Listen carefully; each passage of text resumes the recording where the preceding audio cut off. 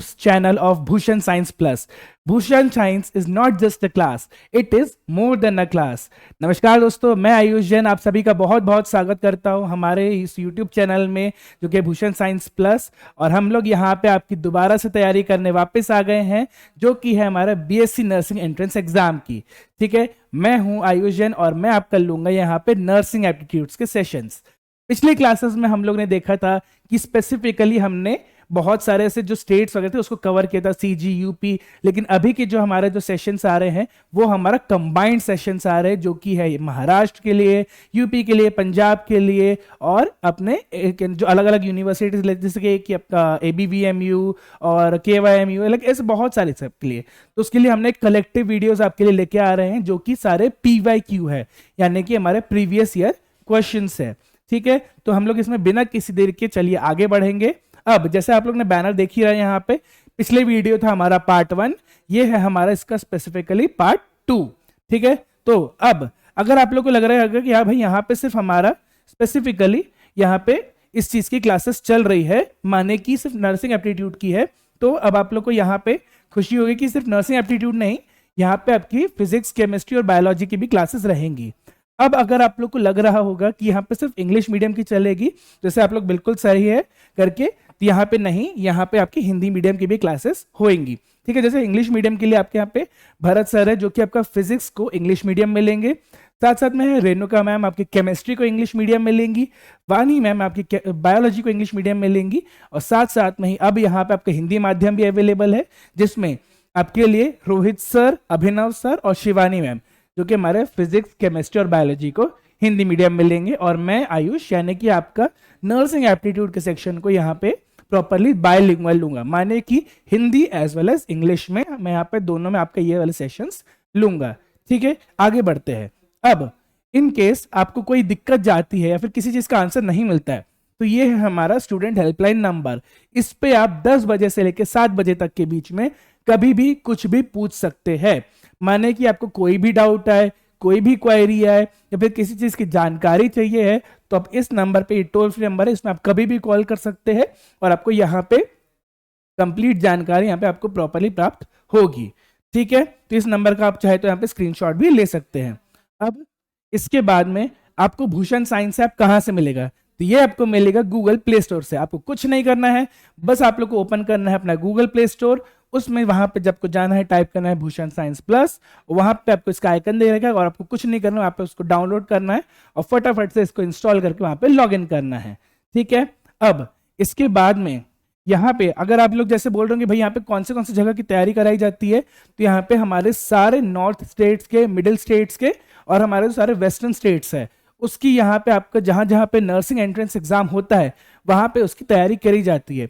और साथ साथ में अब हमारे पास में आ रहा है एक यहाँ पे क्रैश कोर्स जो कि बहुत ज्यादा फास्ट ट्रैक में है, माने कि जिसमें हम लोग वही सेक्शंस कवर करेंगे जो कि बहुत ज्यादा एग्जाम्स में पूछे जाते हैं। वहां पे मतलब अनवांटेड आपको और कुछ भी देखने नहीं मिलेगा, और ये अभी आपको मिल रहा है सिर्फ और सिर्फ 555 रुपए में, जो कि एक बहुत छोटी अमाउंट है और उसमें आप लोग इजीली रजिस्टर कर सकते हैं, क्योंकि 555 की स्टेट में आज की डेट में एक डोमिनोज का ढंग से पिज्जा भी नहीं आता है अगर आप फैमिली के साथ जाते हैं तो। ठीक है, तो आपको इसमें यहाँ पे प्रॉपरली सारी चीजें मिलेंगी, आपको कोर्सेज मिलेंगे, आपको हार्ड कॉपीज मिलेगी और आपको साथ साथ में हर एक चीज के प्रॉपर ट्यूटोरियल वीडियोस भी मिलेगी।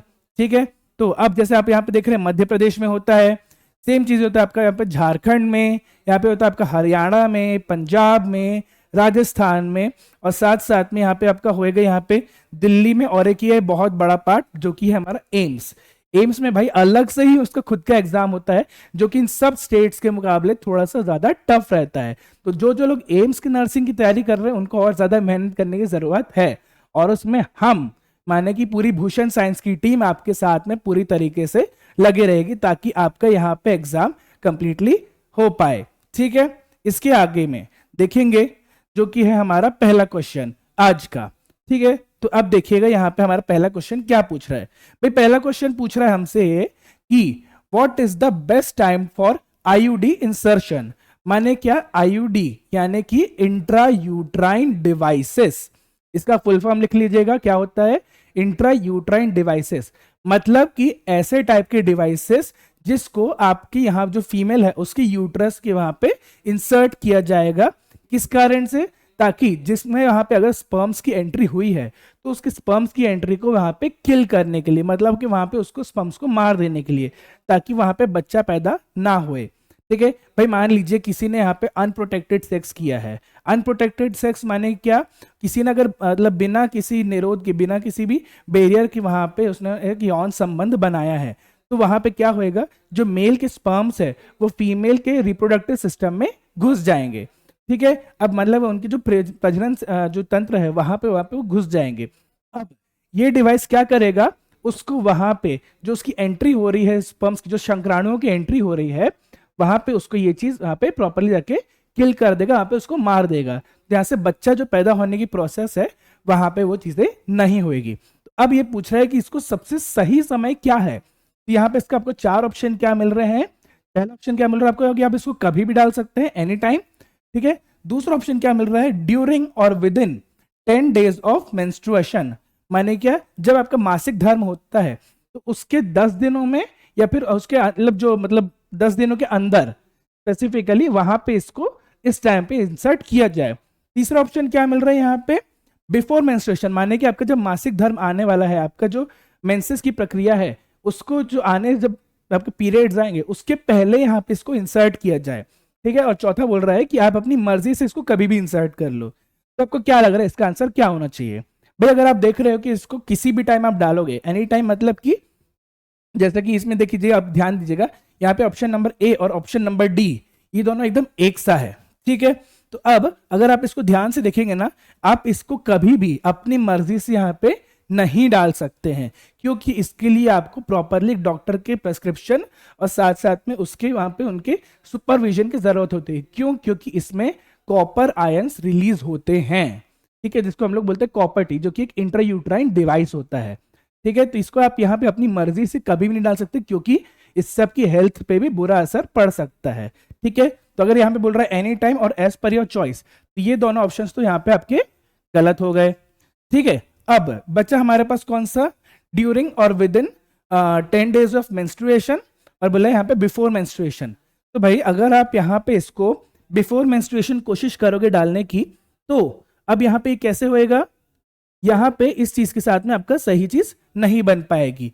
क्योंकि अगर आप इसको मेंस्ट्रुएशन के पहले डालोगे तो यहाँ पे क्या होएगा, यहाँ से पहले से ही आपका जो है वो यहाँ पे कॉपर आयंस रिलीज करने जाएगा, और आपकी जो यूट्रस है वो उसको यहाँ पे अडॉप्ट नहीं कर पाएगी। लेकिन जब आप इसको यहाँ पे, जब आपका मतलब आपके पीरियड्स आ चुके हैं, उसके वहां पे आप उसको 10 दिन के आसपास में डालते हो, तब आपको सबसे अच्छा यहाँ पे रिजल्ट देखने मिलेगा। ठीक है, तो इसका करेक्ट आंसर यहाँ पे क्या होएगा, करेक्ट आंसर होएगा इसका बी।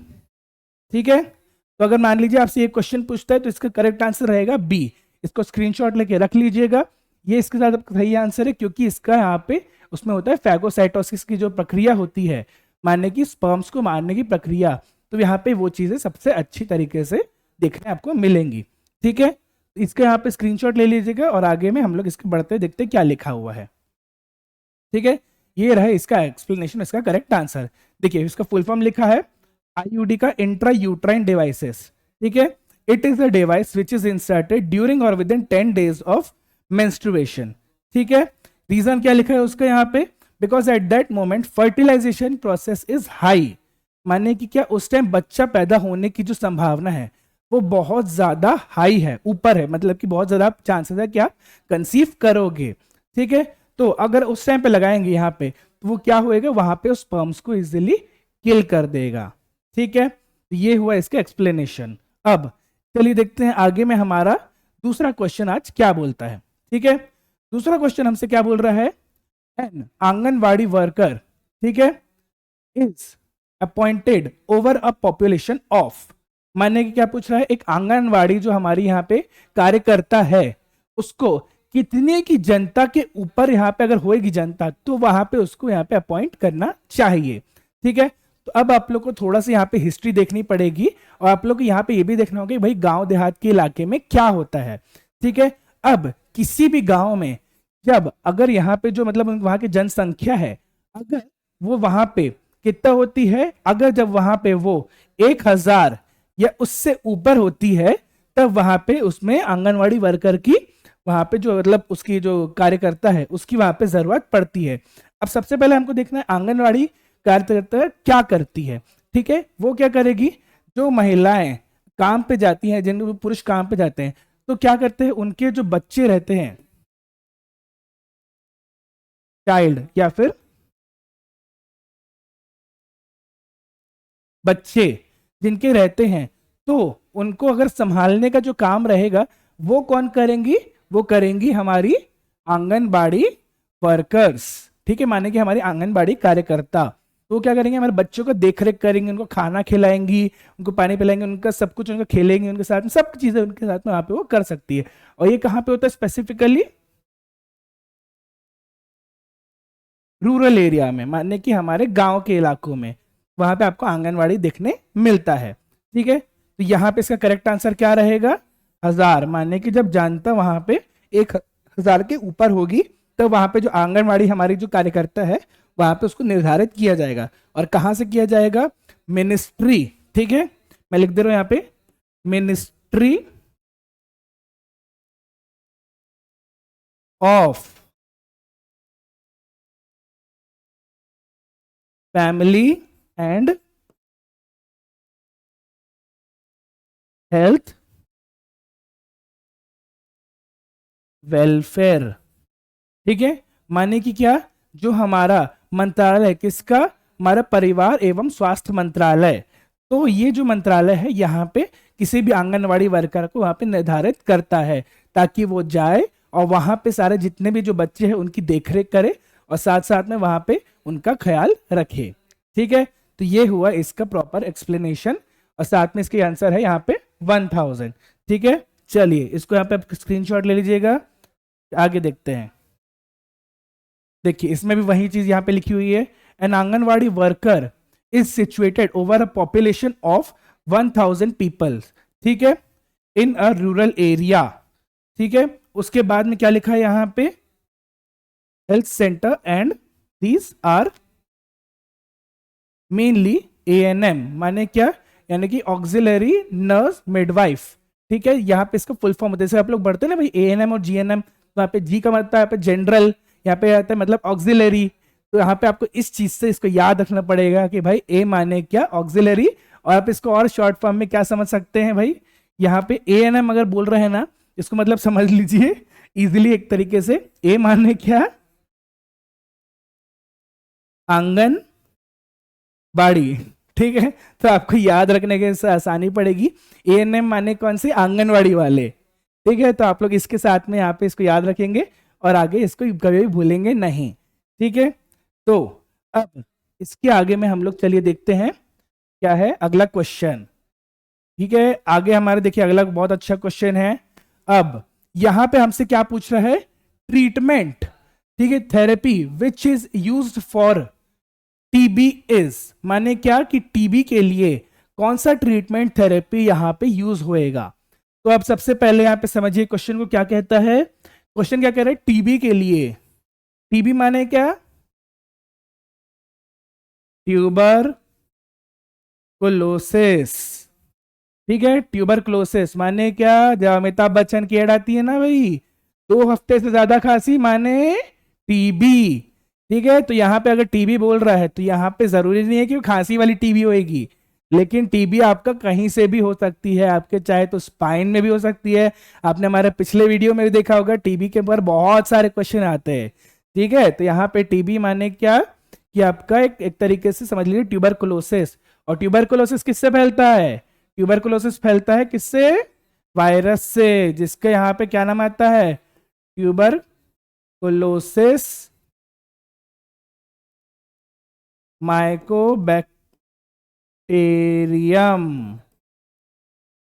ठीक है, तो ये जो बैक्टीरिया है यहाँ पे, ये है, ये ट्यूबरकुलोसिस को यहाँ पे फैलाता है। तो यहाँ पे आपको इसको याद रखना पड़ेगा। अब यहाँ पे बोल रहा है भाई, इसको ट्रीटमेंट की थेरेपी यहाँ पे कौन सी यूज होती है, यानी कौन सी प्रक्रिया से इसका इलाज किया जाएगा टीबी का। तो क्या कह रहा है यहाँ पे, पहला बोलेगा ओआरएस। भाई ओआरएस माने क्या, कि आपका ओरल रिहाइड्रेशन सॉल्यूशन। ओआरएस माने क्या, ओरल रिहाइड्रेशन सॉल्यूशन। माने कि अगर आपको यहाँ पे पानी की कमी हो रही है तो आप उसको ओआरएस पिलाते हो, तो क्या ओआरएस से इसका ठीक होएगा, इसका जो टीबी हमारा ठीक होएगा? नहीं, इससे ठीक नहीं होएगा। ठीक है। अब यहाँ पे दूसरा ऑप्शन देखो, आप क्या लिखा है यहाँ पे, वैक्सीनेशन। वैक्सीनेशन माने क्या? टीकाकरण से। टीकाकरण से किसको होएगा? जिसको टीबी होने का होगा उससे बच जाएगा, लेकिन उससे वो ठीक नहीं होएगा। ठीक होने के लिए क्या लगेगा हमें? हमें लगेगा यहाँ पे डॉट्स। ठीक है। अब आप लोग बोलोगे सर डॉट्स माने क्या? तो डॉट्स का फुल फॉर्म क्या होता है यहाँ पे? बताओ, किसी को याद है तो? डॉट्स का फुल फॉर्म क्या रहेगा? यहाँ इसका होता है full form directly observed therapy system. ठीक है।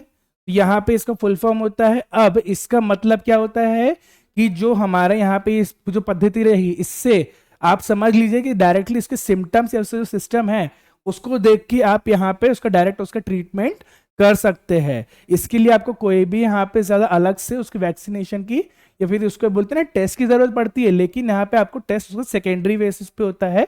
यहाँ पे प्राथमिक समय पे उसके यहाँ पे उसको आप इसके उसके जो सिम्टम्स है उसको ऑब्जर्व करके भी इसका पद्धति को फॉलो कर सकते हैं। ठीक है। तो इसका करेक्ट आंसर क्या हुआ यहाँ पे? करेक्ट आंसर हुआ यहाँ पे डॉट्स।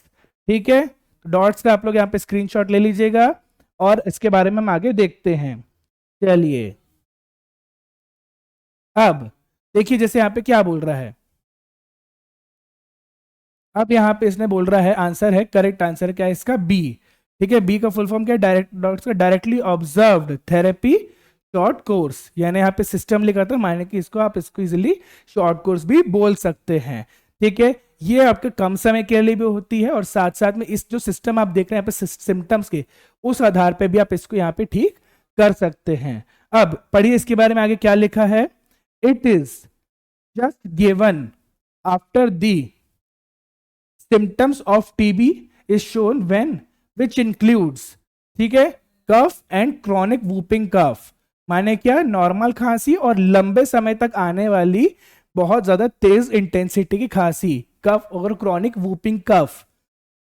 सॉरी। तो इसका मतलब यही हुआ कि यहाँ पे इसको सिम्टम्स देख के इजिली दिया जा सकता है। तो अगर यहाँ पे क्या बोलेगा, अगर ट्रीटमेंट की टीबी का ट्रीटमेंट लगे तो मानेगी कि इससे डॉट्स के मेथड से ठीक होएगा। अब आगे चलिए देखते हैं। आगे अगला क्वेश्चन क्या बोल रहा है? बहुत अच्छा क्वेश्चन है। पोलियो इज मेनली, ठीक है, इन्फेक्शन ऑफ। अब यहां से क्या पूछ रही है कि पोलियो का मेनली किस चीज का इन्फेक्शन रहेगा यहाँ पे? आप लोग पोलियो में देखते हो कि भाई कि बहुत से जो मरीज रहते हैं उनको लोग यहाँ पे उनका बहुत ज्यादा पैरालिसिस हो जाता है, कोई इनका शरीर का कोई वो भाग जो रहता है वो एकदम पूरे तरीके से समझ लीजिए डेड हो जाता है, जहाँ पे बिल्कुल भी ज्यादा जान नहीं रहती है। ठीक है। तो अब यहाँ पे आपसे पूछ रहा है कि पोलियो किस चीज का इन्फेक्शन है। तो पोलियो यहाँ पे चार ऑप्शन क्या मिल रहा है आपको यहाँ पे?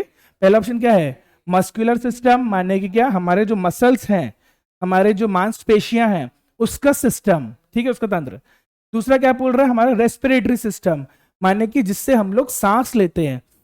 सांस लिए यहाँ पे रेस्पिरेटरी सिस्टम होता है, यहाँ पे लंग्स होता है, यहाँ पे उसका हमारे मतलब जो श्वास नली होती है वो सब चीजें हमारा रेस्पिरेटरी सिस्टम। तीसरा बोल रहा है क्या? हमारा सेंट्रल नर्वस सिस्टम, माने कि हमारा सामने का जो दिमाग का सिस्टम है वो होता है हमारा सेंट्रल नर्वस सिस्टम। और चौथा क्या बोल रहा है? ऑल ऑफ दीज, माने कि ऑल ऑफ द अबव, माने कि ये सारे के सारे। ठीक है।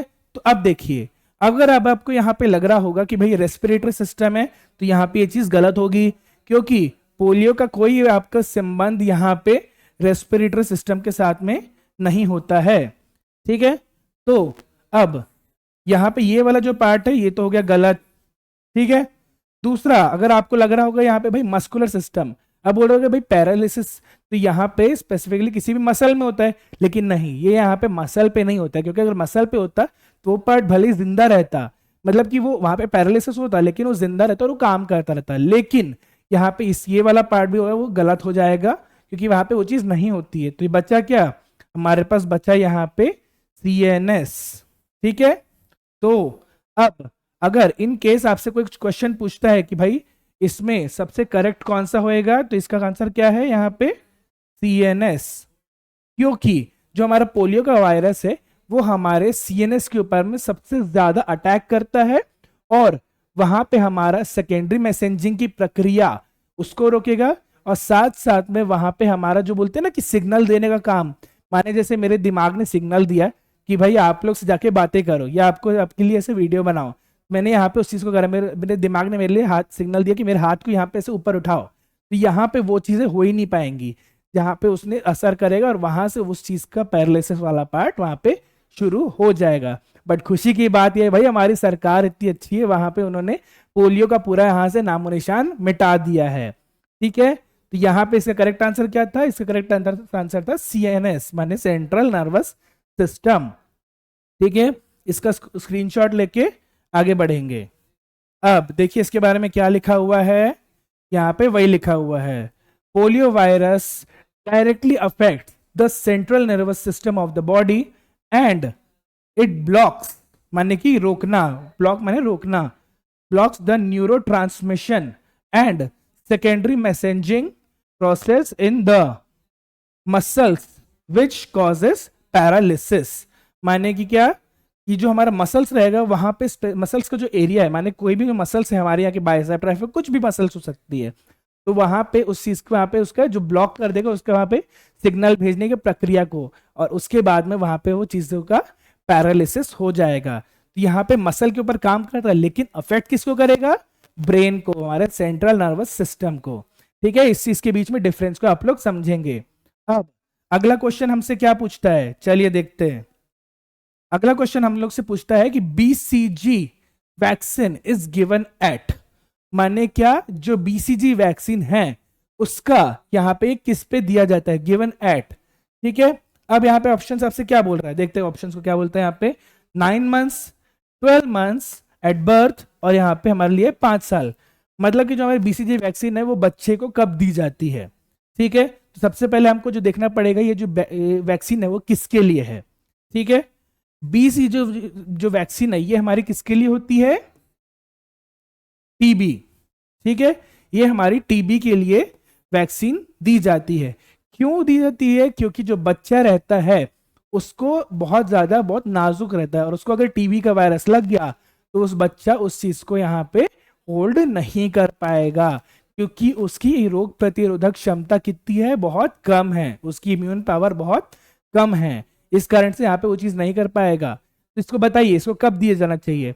जब बच्चा पैदा होकर 9 महीने का हो जाता है तब देंगे, जब बच्चा पैदा होकर 1 साल का हो जाएगा तब देंगे, कि जब बच्चा पैदा होके यहाँ पे 5 साल का हो जाएगा तब देंगे, या फिर जब बच्चा सीधा जन्म लेता है तब लेंगे। इसका करेक्ट आंसर क्या होएगा? इसका करेक्ट आंसर होएगा यहाँ पे भाई एट बर्थ। ठीक है, क्योंकि जब बच्चा पैदा होता है उसको इस टाइम पे वैक्सीन दे दी जाती है जिसमें बच्चा को रहेगा कि यहाँ पे इसको टीबी का वायरस यहाँ पे नहीं आएगा, और उसके बाद में उसका यहाँ पे कभी भी उस फ्यूचर में उसको टीबी देखने नहीं मिलेगी। तो इसका करेक्ट आंसर क्या है? मतलब कि बर्थ के समय, यानी कि एट बर्थ। ठीक है, अब बीसीजी का हम लोग यहाँ पे फुल फॉर्म देखेंगे इसके एक्सप्लेनेशन में। ठीक है, चलिए, बीसीजी माने क्या? बीसीजी माने का फुल फॉर्म क्या है इसका? बैसिलस, ठीक है, कैलमेट और ग्वेरिन। अब ये जो आप बोलोगे भाई ये कौन सा कहाँ किस जमाने का नाम लेके आ गए हो, तो भाई ये है इसके जिन्होंने इस वैक्सीन को यहाँ पे आविष्कार किया था, एक तरीके से ढूंढा था, जो बनाया था, ये उन तीनों साइंटिस्ट के पीछे के नाम हैं। ठीक है, यानी कि बैसिलस, हमारे यहाँ पे कैलमेट और ग्वेरिन, इन तीनों ने मिलकर यहाँ पे इस जो बैसिलस वायरस है इसके साथ में, वायरस बोल रहे जो हमारा बैसिलस जो कंपोनेंट है उसके साथ में इन्होंने मिलकर यहाँ पे इस चीज को बनाया था। ठीक है, तो ये इन्होंने बनाया था टीबी के अगेंस्ट के लिए। अब चलिए इसके बाद में हम लोग आगे देखते हैं। देखिए अगला क्वेश्चन बहुत अच्छा आया है, पूछ रहा है ASHA is the full form of, माने कि क्या, आशा जो है हमारी जो हेल्थ वर्कर होती है इसका फुल फॉर्म क्या है। ठीक है, अब देखिए इसमें क्या क्या ऑप्शंस लिखा हुआ है। पहला ऑप्शन क्या बोल रहा है यहाँ पे? Accredited social health worker. ठीक है, अब यहाँ पे देखो आपको इजीली इसको समझना है, यहाँ पे क्या है? ASHA। ठीक है, अब यहाँ पहले ऑप्शन में देखो क्या है, यहाँ पे ASHW। ठीक है, तो पहला ऑप्शन तो यहाँ पे नहीं होएगा। दूसरा ऑप्शन क्या बोल रहा है यहाँ पे? एक्टिविस्ट, सोशल हेल्थ प्रोवाइडर, माने कि यहाँ पे पी आ रहा है, यहाँ पे तो पी है ही नहीं, तो मतलब कि यहाँ पे दूसरा ऑप्शन भी नहीं होएगा। अब तीसरा ऑप्शन क्या बोल रहा है यहाँ पे हमारा, एक्रेडिटेड सोशल हेल्थ एक्टिविस्ट, ये हो सकता है। और चौथा ऑप्शन हमसे क्या बोल रहा है, एसोसिएटेड सोशल हेल्थ एक्टिविस्ट। अब देखिए आप बोलोगे भाई यहाँ पे सर दोनों में ही यहाँ पे एएसएच है, तब इसमें से क्या होएगा। अब आपको देखो दो ऑप्शन तो आपके पहले ही गए, आप लोग ने समझ लिया यहाँ पे 50-50 लाइफलाइन यहाँ पे अपने उपयोग कर ली, ठीक है, तो ये दो ऑप्शन तो गए। अब बच्चे ये दोनों, अब बोलोगे भाई सर इसमें से कौन सा होना चाहिए। अब आप लोग को यहाँ पे थोड़ा सा दिमाग लगाना पड़ेगा, जो कि है यहाँ पे एक्रेडिटेड सोशल हेल्थ एक्टिविस्ट या फिर एसोसिएटेड सोशल हेल्थ एक्टिविस्ट। अब देखिए जो आशा हमारी जो यहाँ पे हेल्थ वर्कर्स होती हैं वो कभी भी एसोसिएटेड वाले पार्ट में नहीं आएंगी, क्योंकि जिसको जो आशा जो वर्कर्स है वो हमारे किससे सीधा आती है, डायरेक्टली हमारे हेल्थ मिनिस्ट्री है उनकी तरफ से आती है। और क्यों आती है, जो कि नेशनल हेल्थ रूरल मिशन या फिर नेशनल रूरल हेल्थ मिशन इसके तहत यहाँ पे आके काम करती है। तो जो यहाँ पे जो रहेगा एसोसिएटेड वाले पार्ट से नहीं आएगा, वो किससे आएगा आपका यहाँ पे एक्रीडेटेड वाले पार्ट से आएगा, ठीक है। एक्रीडेटेड माने कि एक तरीके से सोलो वाला पार्ट, तो ये कहां से मिनिस्ट्री से आ रहा है और इस पार्ट के लिए ही आ रहा है। तो यहाँ पे क्या होगा, सोशल हेल्थ एक्टिविस्ट माने कि हमारा समुदाय के यहाँ पे स्वास्थ्य के लिए यहाँ पे काम करने वाली एक वर्कर हमारी आशा मैडम, ठीक है। आप समझ लीजिए आशा मैडम कौन, जो हमारे एक तरीके से आशा लेके आती है कि हमको यहाँ पे चीजें ठीक होएंगी, ठीक है। तो यहाँ पे जो जो आशा है यहाँ पे हमारा वीडियो देख रही है उन सबको यहाँ पे थैंक यू, ठीक है। चलिए इसका करेक्ट आंसर क्या हुआ, इसका करेक्ट आंसर हुआ सी, ठीक है। आशा यानी क्या, एक्रेडिटेड सोशल हेल्थ एक्टिविस्ट। तो चलिए इसके बाद में हम लोग उसके आगे आगे और देखते हैं। अब देखिए यहाँ पे क्या बोल रहा है, बोल रहा है आंसर क्या है इसका, C, it is the health worker, ठीक है, assigned by ministry of health and family welfare, ठीक है, for the national rural health mission यानी NRHM। National rural health mission क्या कहता है कि आपका नेशनल माने कि क्या, आपका प्रॉपर कंट्री के हिसाब से, और रूरल हेल्थ माने कि जो गांव का एरिया है वहां के लोगों में जो बीमारियां फैलती है उसको यहाँ पे ठीक करने के लिए जो डॉक्टर्स के साथ में जो आशा मैडम रहती है हमारी, वो इसको यहाँ पे ठीक करेंगी, माने कि उसके जो सोशली मतलब कि पूरे जनता के लिए यहाँ पे वो काम करेगी। अब बोले कि भाई पूरे जनता के लिए काम करेंगे तो पैसे कहाँ से मिलेंगे, नहीं नहीं भाई पैसे उनको सरकार से ही मिलते हैं, ठीक है। तो यहाँ पे इसका करेक्ट आंसर है यहाँ पे NHRM।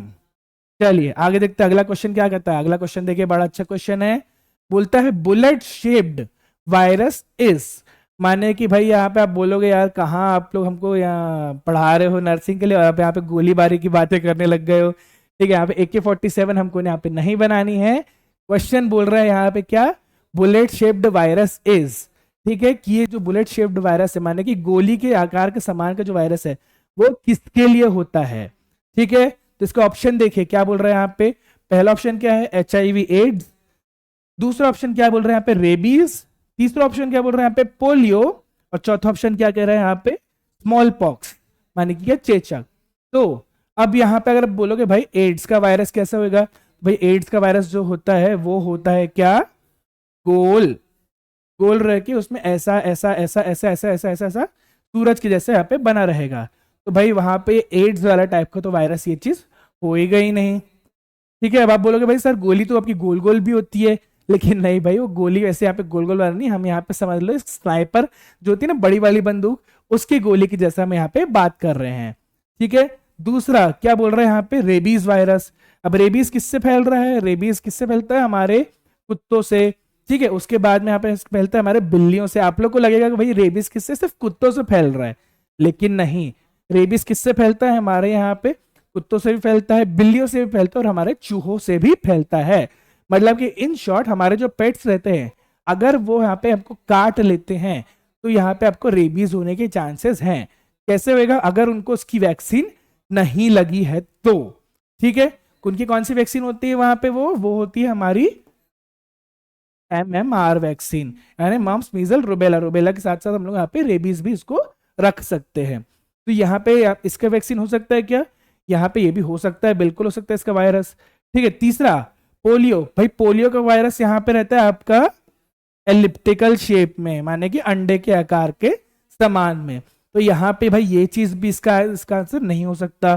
ठीक है, बच्चा क्या हमारा स्मॉल पॉक्स। भाई स्मॉल पॉक्स तो वायरस ही यहाँ से निकल चुका है, मतलब इंडिया यहाँ पे स्मॉल पॉक्स से प्रॉपरली फ्री हो चुका है। तो यहाँ पे जो इसका वायरस है वो भी ऐसा नहीं होता है, वो भी कैसा रहेगा यहाँ पे आपका एलिप्टिकल शेप का ही रहेगा, ओवल शेप का रहेगा। तो बच्चा क्या हमारे पास में रेबीज।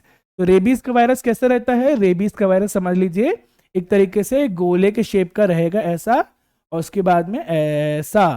ठीक है, तो मतलब समझ लीजिए जैसे एक होता है ना आपका गोली, गोली की शेप का ऐसा दिखेगा। क्यों होता है, क्योंकि उसके ऊपर में यहाँ जो उसका प्रोटीन वाला पार्ट रहता है, ठीक है, वो यहाँ पे एक तरीके से गोली को यहाँ पे आकार देता है। तो यहाँ से इस वाले पार्ट से उसका जो रहेगा वहां पे आपको रेबीज हो जाएगा। अब आप बोलोगे भाई सर यहाँ पे रेबीज में तो क्या होता है, आपको पानी से डर लगता है। तो आप लोग बिल्कुल सही कह रहे हैं, वहां पे आपको पानी से डर क्यों लगता है, क्योंकि रेबीज का जो वायरस रहता है वो रहता है हाइड्रोफोबिक।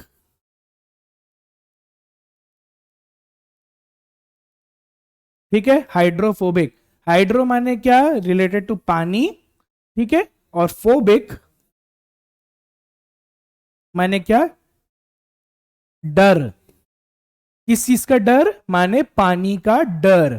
तो यहाँ पे पानी को यहाँ से हटाएगा, दूर खींचेगा अपने आप से। ठीक है, दूर खींचेगा बोल रहा हूं, दूर फेंकेगा अपने हिसाब से। तो यहाँ पे ये चीज जो होती है वो होती है हाइड्रोफोबिक। इसी कारण से अगर वो वायरस हमारे अंदर आ जाता है तो हमें भी यहाँ पे पानी से बहुत ज्यादा डर लगता है। इंसान जो रहते हैं वहां पे पानी से डरने लग जाते हैं, उनको नहाना, पसीना आना, पानी पीने, इन सब चीजों से उनको बहुत ज्यादा डर महसूस होने लग जाता है। तो इसका करेक्ट आंसर क्या है, इसका करेक्ट आंसर रहेगा यहाँ पे रेबीज वायरस। ठीक है, तो जो भी रहेगा आपको इसको यहाँ पे स्क्रीनशॉट लेके इसको रख लेना है, और साथ साथ में इसका करेक्ट आंसर आपको यही लगाना है। ठीक है, ये लीजिए, इसका आप लोग स्क्रीनशॉट ले सकते हैं।